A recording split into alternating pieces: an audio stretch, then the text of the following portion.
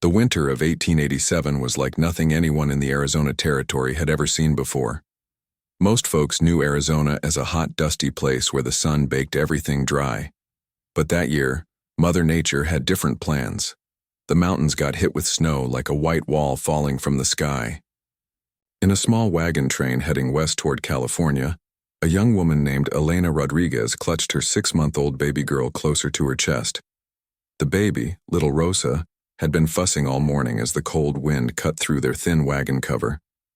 Elena pulled her worn shawl tighter around both of them, trying to keep the bitter air from reaching her child's tiny face. Elena was traveling alone with Rosa.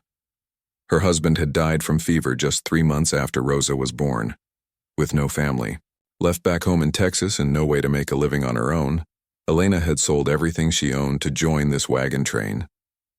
She carried all her hopes in a small cloth bag, just enough money to start fresh somewhere new, and a silver cross that had belonged to her grandmother. The wagon master, an old man named Bill, had warned everyone that morning about the dark clouds building up over the mountains ahead. "Looks like we might get some weather," he had said, spitting tobacco juice into the snow. "But we need to keep moving. Can't afford to get stuck up here when the real storms hit." Elena trusted Bill. He had led wagon trains through these mountains for 20 years.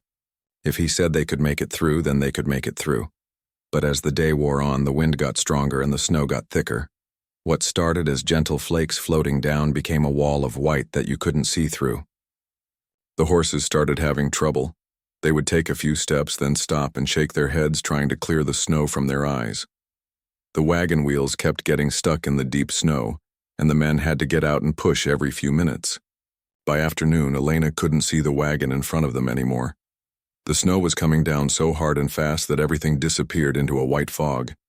She could hear Bill shouting orders somewhere ahead, but his voice sounded far away and muffled. That's when her horse, an old mare named Buttercup, suddenly reared up on her back legs. Something had spooked her, maybe a branch falling from a tree, or just the howling wind. Elena tried to calm her down, but Buttercup was too scared. She bolted forward off the trail and into the thick forest. Elena pulled on the reins as hard as she could, but the frightened horse wouldn't stop. Tree branches whipped past them, some catching Elena's clothes and scratching her face. She held Rosa tight with one arm and tried to control the horse with the other, but it was no use. "Whoa, Buttercup, stop, girl!" Elena yelled, but her voice was lost in the howling wind. The wagon bounced and jumped over rocks and fallen logs. Elena's teeth rattled in her head. Little Rosa started crying, not her usual hungry cry, but a scared wail that broke Elena's heart. She tried to whisper soothing words to her baby, but she was too terrified herself to sound calm. After what felt like hours but was probably only minutes, Buttercup finally slowed down. She was breathing hard, white puffs of air coming from her nose. Elena looked around and realized with growing fear that she had no idea where they were. The trees were thick all around them, and the snow made everything look the same. She listened carefully for sounds of the other wagons, but heard nothing, except the wind and the soft sound of snow falling on the tree branches. They were completely alone. Elena tried to turn Buttercup around to go back the way they came, but there were no tracks to follow. The snow had already covered up their path. She picked a direction that seemed right and urged the horse forward, but after an hour of walking through the forest, she knew they were lost. The snow kept falling, and it was getting deeper. Soon it was up to Buttercup's belly, and the poor horse was struggling to move forward. Elena could feel the animal's strength giving out. Every step was harder than the last. As the day turned to evening, the temperature dropped fast. Elena's fingers were so cold she could barely hold the reins. Rosa had stopped crying and was now just making little whimpering sounds that worried Elena even more than the crying had. When full darkness fell, Buttercup finally gave up. The horse just stopped walking and stood there, shivering and breathing hard. Elena knew the animal couldn't go any further. She also knew that if they stayed out in the open, they would all freeze to death before morning. Elena climbed down from the wagon, sinking up to her knees in the snow. She took Rosa and wrapped her in every blanket they had, then looked around desperately for any kind of shelter. The wind was so strong now that it knocked her sideways when she tried to walk. Through the swirling snow, she spotted something dark against a rocky hillside. It looked like it might be a cave, or at least an overhang that could protect them from the wind. Elena gathered up Rosa and the few supplies she could carry, then struggled through the deep snow toward what she hoped would be salvation. The cave was small and shallow, barely big enough for 2 people, but it was dry and blocked most of the wind. Elena used her body to shield Rosa from the cold air that still managed to seep in. She had some dried meat and a little water, but she knew it wouldn't last long. As she sat in the dark cave listening to the storm rage outside, Elena realized how desperate their situation was. Even if the storm stopped, she had no idea which direction to go to find help. She didn't know how to hunt or trap animals for food.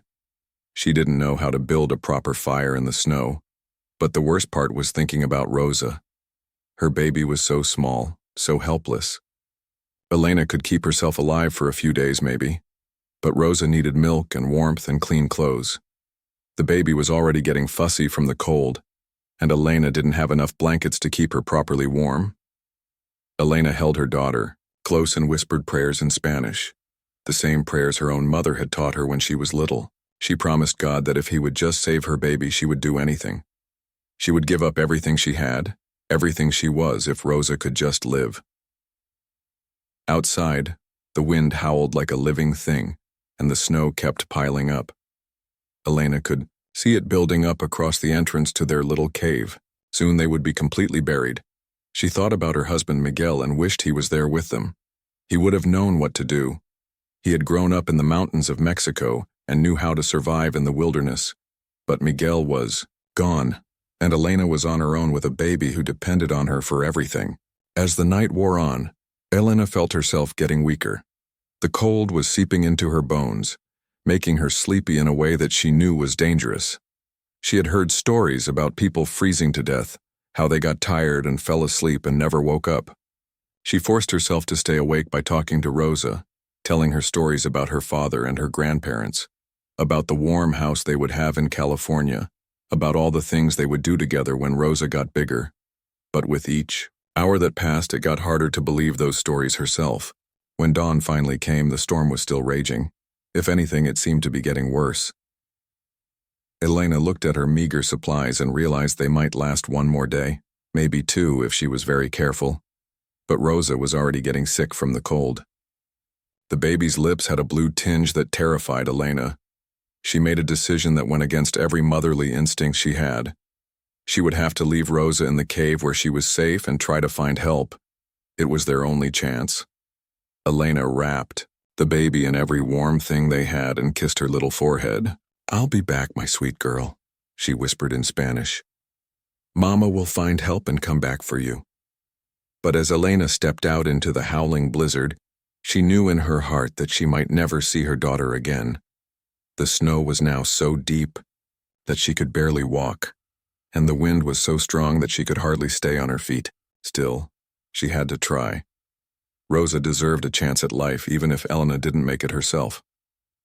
She picked a direction and started walking, fighting against the storm with the last of her strength, praying that somehow someone would find her baby and keep her safe. Behind her, little Rosa's cries faded into the wind, lost in the endless white wilderness that had swallowed them both. Elena stumbled through the snow for what felt like hours. Her legs were so cold she could barely feel them anymore. Every step was harder than the last. The wind kept pushing her backwards, and sometimes she fell face first into the deep snow. She had lost all sense of direction. Everything looked the same: white trees, white ground, white sky. The storm seemed to be getting worse instead of better. Snow stung her face like tiny needles, and her hands were so numb she couldn't feel her fingers anymore. After walking for so long that she lost track of time, Elena's legs finally gave out. She collapsed in the snow, gasping for air. Her lungs burned from breathing the freezing air, and her whole body was shaking uncontrollably. She tried to get back up, but she didn't have the strength. The cold was making her feel sleepy and confused. Part of her just wanted to close her eyes and rest for a while. The snow actually felt kind of warm and soft, like a blanket. But then she thought about Rosa, alone in that cave, and forced herself to keep going. She crawled on her hands and knees, pushing through the snow. She had to find help. She had to save her baby. The world started spinning around her. Colors flashed in front of her eyes, blues and purples and bright whites that hurt to look at. Elena knew these were bad signs. She was freezing to death and her body was starting to shut down. She managed to crawl a little further before collapsing again. This time, she couldn't get up. She lay there in the snow, thinking about Rosa and praying that someone, anyone, would find her baby and take care of her. That's when she heard something that didn't belong to the storm. Footsteps. Soft, careful, footsteps crunching in the snow. Elena tried to lift her head, but everything was blurry. Through the swirling snow, she saw a dark shape moving toward her. At first, she thought it might be a bear or a wolf, and she felt too tired to be scared. But as the figure got closer, she realized it was a person. A man, walking easily through the deep snow like he belonged there. He was tall and moved with the quiet confidence of someone who knew these mountains well. The man knelt down beside Elena, and she could see his face clearly for the first time. He had dark skin weathered by years in the sun and wind, with kind eyes that seemed to understand her situation immediately. His long black hair was braided and decorated with small feathers and beads. He wore thick leather clothes and fur-lined boots that kept him warm in the bitter cold. Elena tried to speak, but only a weak whisper came out. The man listened carefully, then said something in a language she didn't understand. When she didn't respond, he tried again in broken English. "You hurt? Where you come from?" Elena's heart jumped with hope. Someone had found her. But then she remembered Rosa, alone and cold in the cave. She tried to sit up, grabbing the man's arm. "My baby," she whispered, her voice barely audible. "Please." "My baby girl. She's in a cave, back there somewhere." Elena tried to point in the direction she thought she had come from, but everything looked the same. She started to panic, realizing she might not be able to find the cave again. The man studied her face, then looked around at the landscape. He seemed to be reading the land like Elena would read a book, seeing things that were invisible to her. He stood up and walked in a small circle, examining the snow and the trees. After a few minutes, he came back and knelt beside Elena again. He pointed in a direction that looked completely random to her. "Cave there," he said simply. "Baby there." Elena stared at him in amazement. How could he possibly know where Rosa was? She had been wandering lost for hours, and this stranger claimed he could find her baby just by looking around. The man must have seen the doubt in her eyes, because he helped her to her feet and started walking in the direction he had pointed. Elena stumbled along beside him, leaning on his strong arm for support.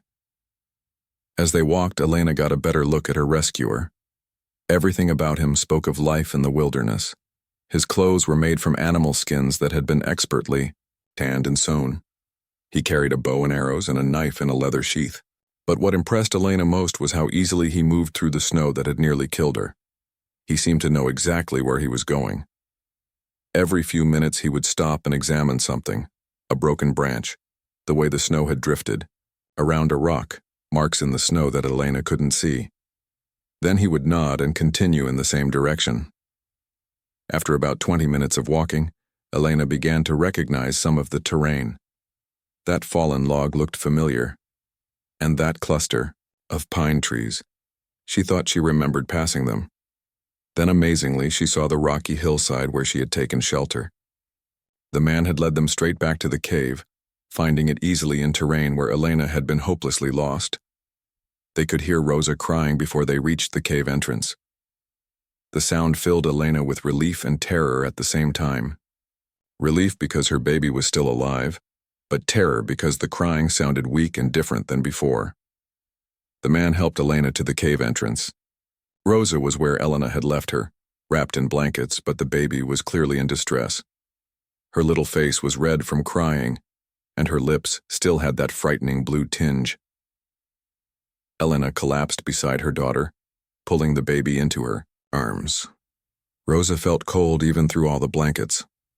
Elena tried to warm her with her own body heat, but Elena was so cold herself that she wasn't sure it was helping. The man watched this reunion for a moment, then quietly began gathering dry wood from the back of the cave, where Elena's body had protected it from the blowing snow. Within minutes he had built a small fire that filled the cave with warmth and light. The difference was immediate. Elena felt strength flowing back into her body as the warmth touched her skin. Rosa's crying gradually became less frantic as the temperature in the cave rose.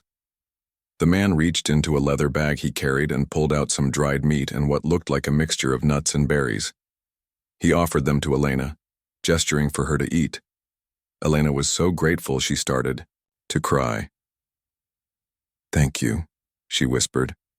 "Thank you so much." The man nodded, but his expression was serious. He looked out at the storm, which showed no signs of stopping, then back at Elena and Rosa. He seemed to be thinking about something difficult.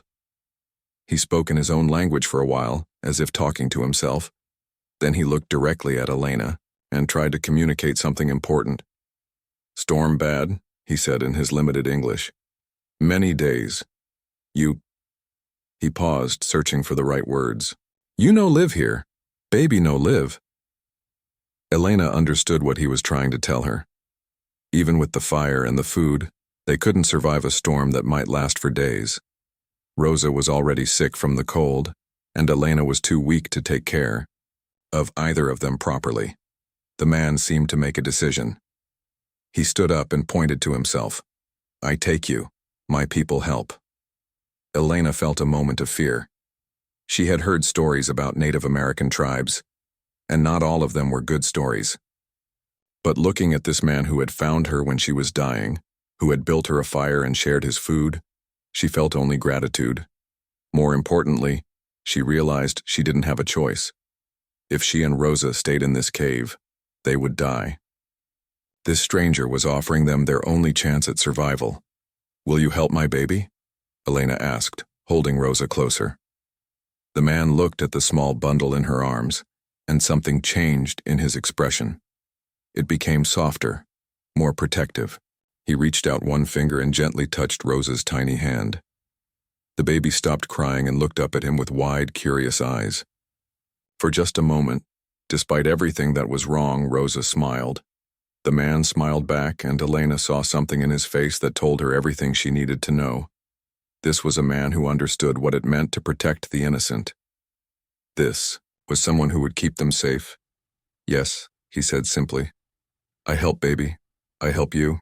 As the fire crackled and the storm raged outside, Elena felt hope for the first time since the blizzard had started.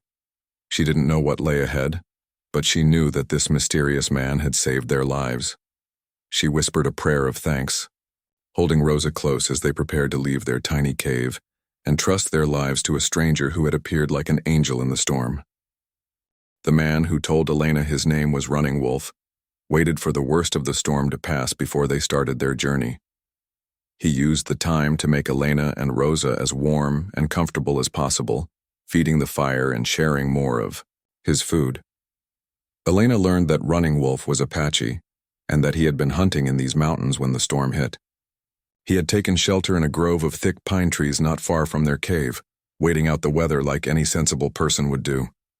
"I followed deer tracks," he explained in his careful English. "Deer hurt.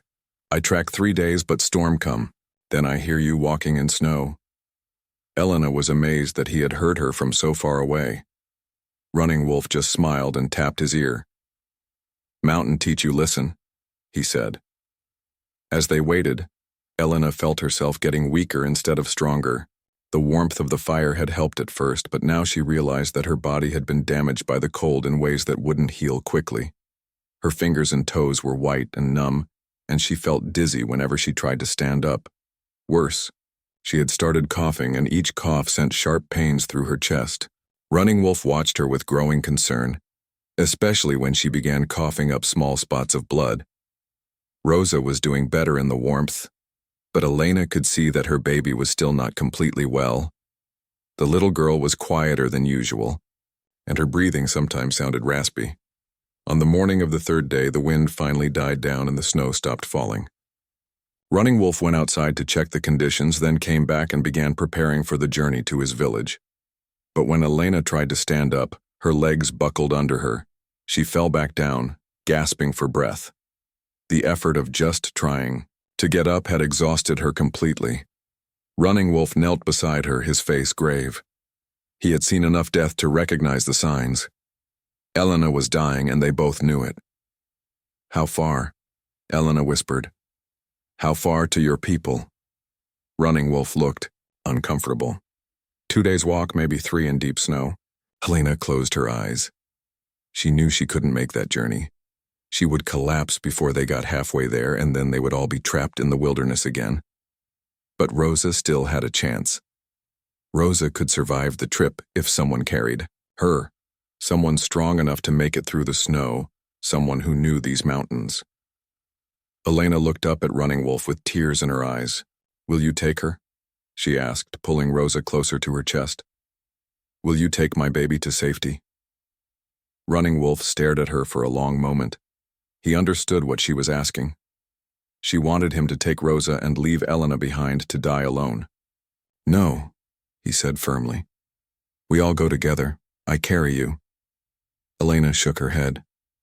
"You can't carry both of us. And if you try, we'll all die out there." She coughed again, and more blood came up. "Please, she's all I have left in the world. She's all that matters."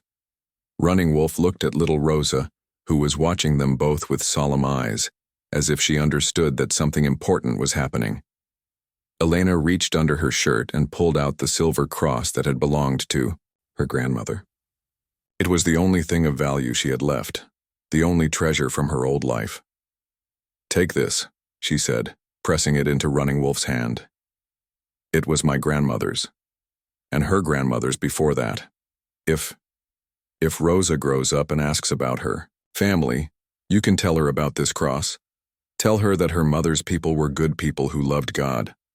Running Wolf took the cross and examined it carefully. It was beautifully made with tiny engravings of flowers and vines. He could see how much it meant to Elena. "Tell her." Elena's voice was getting weaker. "Tell her that her mama loved her more than anything in the whole world. Tell her that I gave my life gladly so she could live." Running Wolf was quiet for a long time, thinking about what Elena was asking him to do. In his culture, promises were sacred things.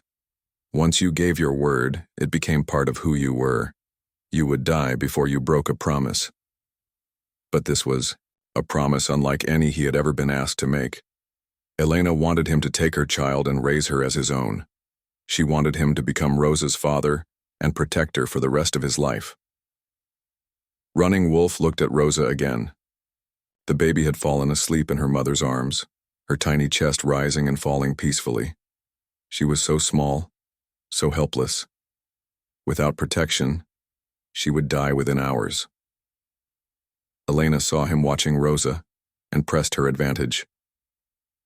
"She won't remember me," she said sadly. "She's too young. But she'll remember you. You'll be the father she grows up knowing." Running Wolf thought about his own children back in the village. He had 3 sons and a daughter, and his wife had always wanted more children. Maybe this was the will of the Great Spirit, bringing this child to them through tragedy. But there was another consideration.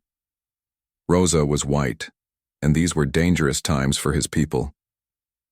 The government soldiers were always looking for reasons to cause trouble. Taking in a white child might bring unwanted attention to his village. Elena seemed to read his thoughts. "I know it's dangerous," she whispered. "I know it could cause problems for your people. But please, she's just a baby. She can't hurt anyone." Running Wolf stood up and walked to the mouth of the cave. He looked out at the snow-covered mountains, thinking about the journey ahead and the choice he had to make. In Apache tradition, when someone saved your life, you owed them a debt that could never be repaid. Elena had not saved his life, but she had trusted him with something more precious than life itself, her child's future. He came back to where Elena lay with Rosa and knelt down beside them. Without saying a word, he began to speak in Apache, his voice low and rhythmic like a prayer or chant. Elena didn't understand the words, but she could feel the power in them. This wasn't just talking. This was something sacred, something that would bind Running Wolf to Rosa forever. The ceremony lasted for several minutes. Running Wolf spoke of protection and family, of sacred duties and lifetime bonds. He called upon his ancestors and the spirits of the mountains to witness his promise. When he finished, he looked directly into Elena's eyes. "I promise," he said in English. "I take her as my own daughter. I protect her until my last breath. She will be safe. She will be loved." Elena started crying, but they were tears of relief and gratitude. "Thank you," she whispered. "Thank you for giving her a chance." Running Wolf gently took Rosa from Elena's arms. The baby woke up and looked at him with curious eyes, but she didn't cry. It was as if she already trusted him completely. Elena used her last bit of strength to kiss Rosa's forehead one more time.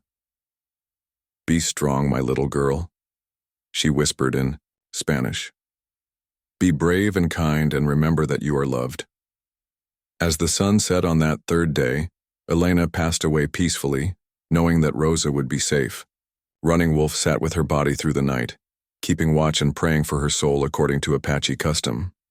In the morning, he buried Elena in the cave, covering her with stones and marking the grave with symbols that would tell other Apache who passed this way that a brave mother rested there. Then he wrapped Rosa carefully in warm furs and began the long journey to his village, carrying Elena's silver cross in his pocket and her daughter in his arms. The promise had been made, sealed by sacred words and witnessed by the spirits of the mountains. Running Wolf was no longer just a hunter returning from a long trip. He was now the father of a white child, bound by honor and love to protect her for the rest of his life. As they traveled through the snow toward the Apache village, Rosa slept peacefully against his chest, trusting completely in the man who had become her new father. She would never remember the mother who had died to save her, but she would grow up knowing the love of the warrior who had promised to protect her forever. The journey to Running Wolf's village took 4 days through the deep snow. Rosa proved to be a good traveler, sleeping peacefully most of the time and only crying when she was hungry. Running Wolf had brought mare's milk from his horse, which he fed to her carefully from a leather pouch. When they finally reached the Apache settlement, the whole village came out to see what Running Wolf had brought back from his hunting trip. Everyone expected to see deer meat or elk hide. Nobody expected to see him carrying a white baby. The village elders gathered in a circle, speaking in rapid Apache while they looked at Rosa with curious and worried faces. Running Wolf stood in the center, holding the baby protectively while he explained how he had found her. Some of the elders were not happy. These were dangerous times for Apache people. The government soldiers were always looking for excuses to attack their villages or move them to reservation lands far from their homes. Taking in a white child could bring terrible trouble. But Running Wolf's wife, Singing Bird, took one look at Rosa and fell in love with the tiny girl immediately. She had lost 2 babies of her own to illness, and her heart was hungry for another child to love. "She is so small," Singing Bird whispered, taking Rosa from Running Wolf's arms. "She needs a mother's care." The baby looked up at Singing Bird with bright, curious eyes and made a little cooing sound. Then she reached up with one tiny hand and grabbed Singing Bird's long black hair, holding on tight. That simple gesture melted Singing Bird's heart completely. "She chooses me," she announced to the elders. "The spirits have brought her to us for a reason." Running Wolf told them about Elena's dying wish and the sacred promise he had made. He showed them the silver cross and explained how the white woman had trusted him with the most precious thing in her life. The eldest of the village leaders, a wise woman named Gray Owl, listened to everything without speaking. She was over 70 years old and had seen many changes come to their people. After everyone else finished talking, she walked over to where Singing Bird held Rosa. Gray Owl looked into Rosa's eyes for a long moment. The baby stared back without fear, as if she was trying to communicate something important. "This child has strong spirit," Gray Owl announced. "She will bring both joy and sorrow to our people. But the promise has been made in the sacred way. We cannot break what has been blessed by the mountain spirits." And so Rosa became part of the Apache village. They gave her the name Little Star, because of the way her blue eyes seemed to shine even in the darkness. Singing Bird became her mother in every way that mattered, nursing her with milk from the village goats and carrying her everywhere in a traditional Apache cradleboard. As Rosa grew from a baby into a little girl, she became completely Apache in her thinking and behavior. She learned to speak Apache before she learned English. She ate Apache food, wore Apache clothes, and played Apache games with the other children. Running Wolf taught her to ride horses almost before she could walk properly. He showed her how to track animals through the forest and how to move silently through the wilderness. Singing Bird taught her the women's skills, how to weave baskets, how to prepare food, how to make clothes from animal skins. Most importantly, both of her Apache parents taught her the spiritual beliefs of their people. Rosa learned to see the sacred in everyday things, in the mountains and rivers, in the animals and plants, in the changing seasons. She learned the old stories and songs that connected her to Apache history and traditions. The other children in the village accepted Rosa completely. To them, she was just Little Star, Running Wolf's daughter. They played together and learned together, and Rosa never felt different or out of place. But as Rosa got older, some things became harder to ignore. Her skin was lighter than everyone else's, and her eyes were blue while all the other Apache had dark eyes. Visitors from other tribes sometimes stared at her with curiosity or suspicion.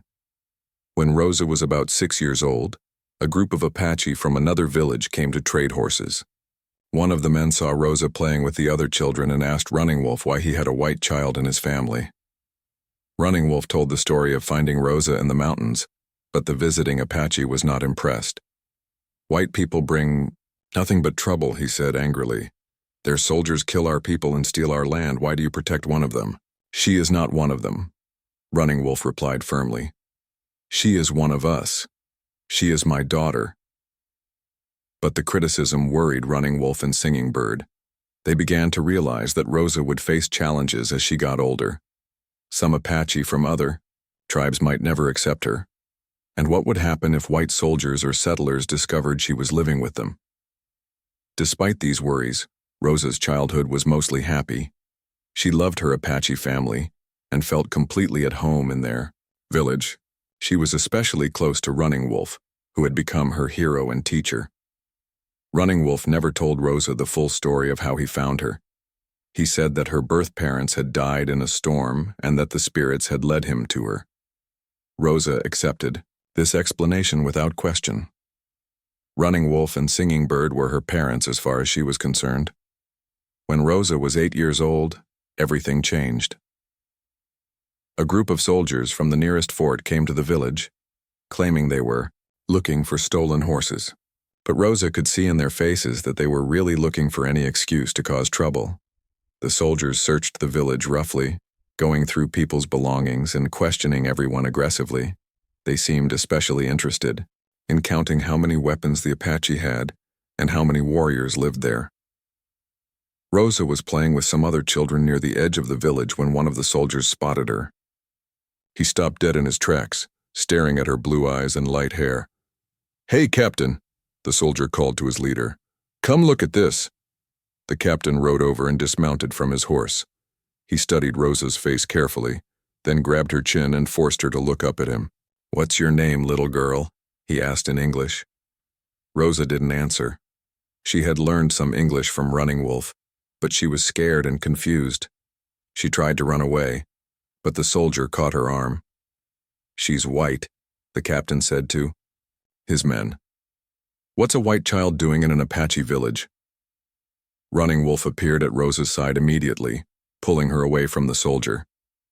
"She is my daughter," he said in careful English. The captain laughed mockingly. "Your daughter? She's as white as I am. Where did you steal her from?" "I steal nothing," Running Wolf said, his voice getting dangerous. "I find her. Her parents dead in storm. I save her life." Other Apache gathered around, sensing trouble. The soldiers also moved closer, their hands on their weapons. Rosa could feel the tension building like storm clouds. The captain studied Rosa's face again. "You know what, boys? I think I've seen this child before. There was a wagon train that went missing about 8 years ago. had a young woman and a baby girl who never made it to California. Rosa didn't understand what the captain was talking about, but she could see the fear in Singing Bird's eyes as her Apache mother pushed through the crowd to reach her. "The girl belongs with her own people," the captain announced loudly. "We're taking her back to town." "No," Rosa screamed, clinging to Running Wolf's leg. "I want to stay with my papa." But the soldiers were already moving. Two of them grabbed Rosa while others pointed their guns at the Apache, warning them not to interfere. Running Wolf started forward, his face dark with rage, but Gray Owl caught his arm. "No," the old woman whispered urgently. "They will kill us all." Rosa fought as hard as she could, kicking and screaming and calling for her parents in Apache. But she was just a small child, and the soldiers were grown men with weapons. As they loaded her onto a horse behind one of the soldiers, Rosa saw her whole Apache family watching helplessly. Running Wolf had tears streaming down his face, the first time Rosa had ever seen him cry. "I'll come back," Rosa shouted in Apache as the soldiers rode away. "I promise I'll come back," Running Wolf called after her, his voice carrying across the desert. "I will find you, little star. No matter how long it takes, I will find you."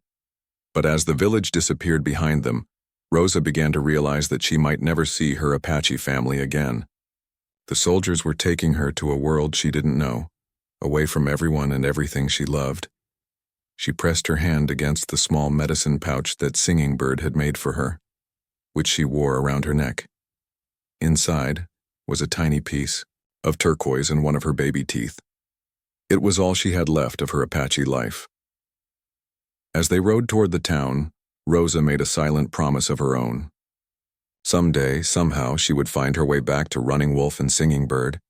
She would return to the people who had loved her and raised her, no matter what the white world tried to do to her. The little Apache girl who had once been named.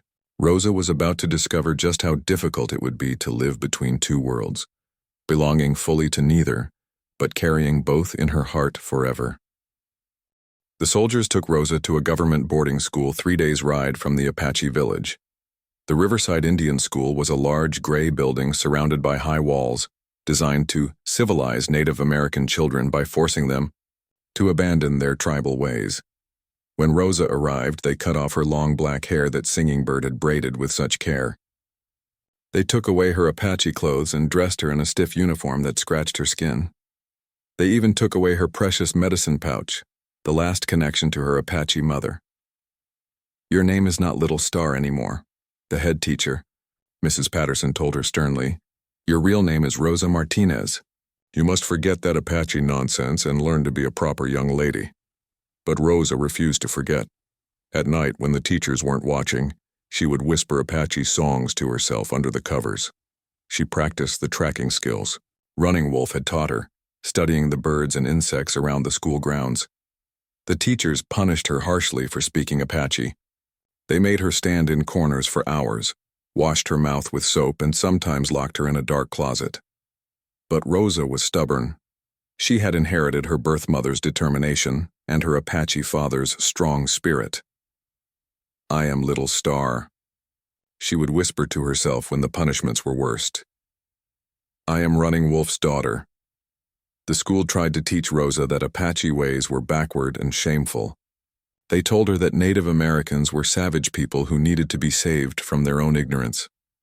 But Rosa remembered the wisdom of Gray Owl, the kindness of Singing Bird, the patient teachings of Running Wolf. She knew the teachers were wrong.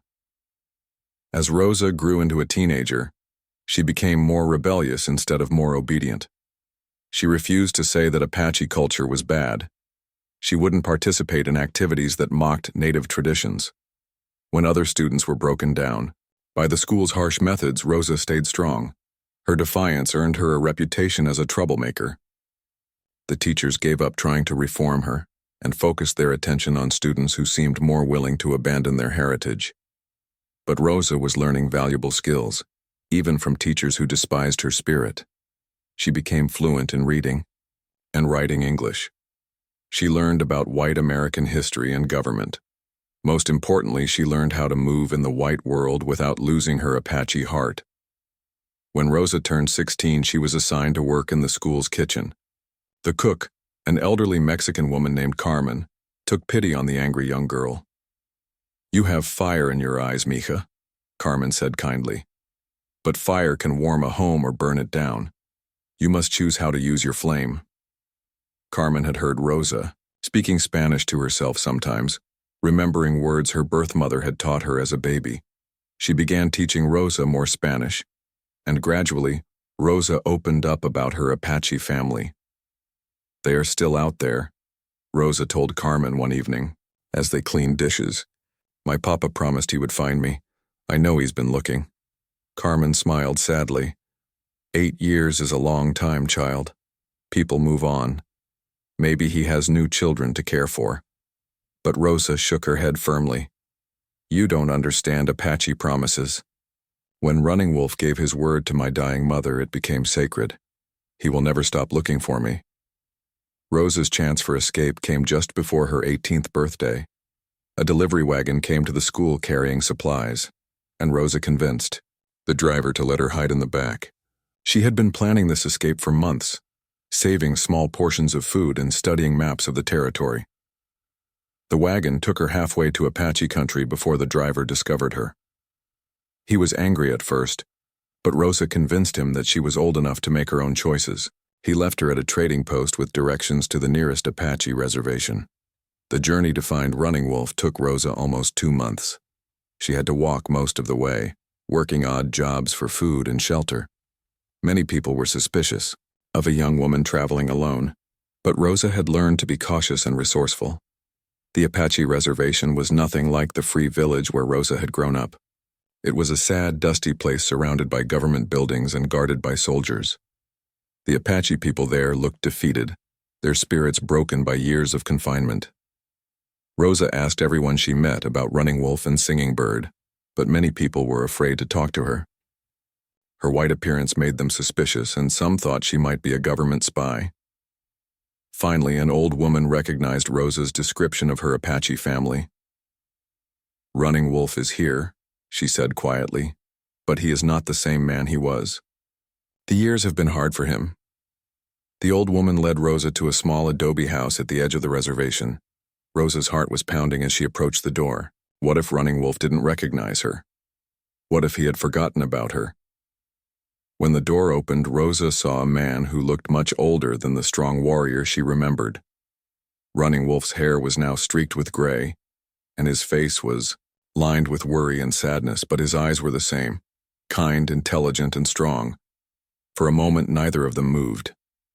Then Running Wolf's face transformed with joy and disbelief. "Little Star," he whispered in Apache, "you came home."